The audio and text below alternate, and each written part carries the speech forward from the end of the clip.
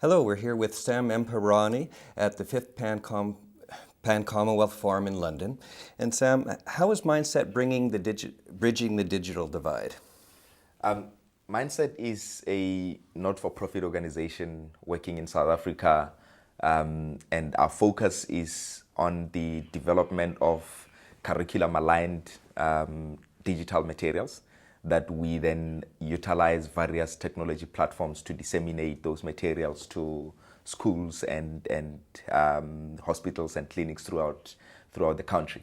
So from a schooling perspective, we create materials that are aligned to what we call the National Curriculum Statement Policy in South Africa, for both the primary school and the high school. And once we've created those materials in critical subjects of math, science, English, information technology, mathematical literacy, we then create partnerships with various technology experts that will then enable us to disseminate those materials to schools, and we follow that up with intensive training and professional development to teachers in schools and healthcare workers in clinics and hospitals to be able to optimally use our resources for teaching and learning purposes. Thank you. We're interested in knowing how mobile devices are being used to impact learning. As I've mentioned, that our aim is to create content that is compatible virtually on any technology platform. We have started working on the space of utilizing mobile phones for educational purposes. We have partnered with Nokia, who is virtually the leading cell phone provider across the world.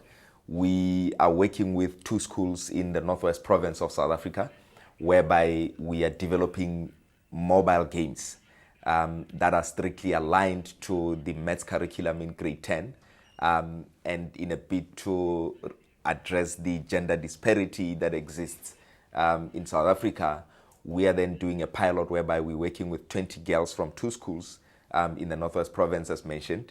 We're trying to see how best we can use cell phones for educational purposes other than just for making and receiving calls. And in that context, to see how we can use those to learn mathematics. So we've created 2 maths games. One of them is called the Fashion Empire, whereby girls literally build a fashion business, but playing a game. And in that game, there is both implicit and explicit mathematic concepts such as data handling, space, shapes, and forms as you create the clothes. So we're saying that by virtue of playing those games, they should be able to understand maths concepts better, and they should be able to improve their performance in mathematics. Like I said, we are at a pilot stage. We started in April, and we're hoping that by November, which will be a period of 2 terms, 2 schooling terms in South Africa, we will be able to get results that will tell us as to whether we actually can recommend the use of mobile phones for purposes of learning and teaching. The other thing that we're creating with it is that we create content, like I said, on different formats like video, print, interactive multimedia. So normally what we do is we create 15 minutes lessons on video, but those go onto broadcast. They go onto what we call a datacast system, which is a server-based technology platform that we distribute to schools.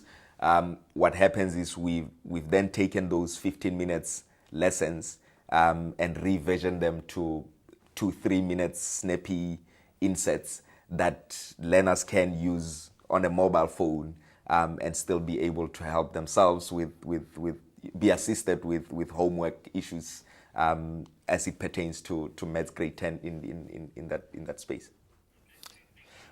What are your plans to expand past South Africa? One of our strategic objectives is to make impact not only in South Africa but throughout Africa as a continent.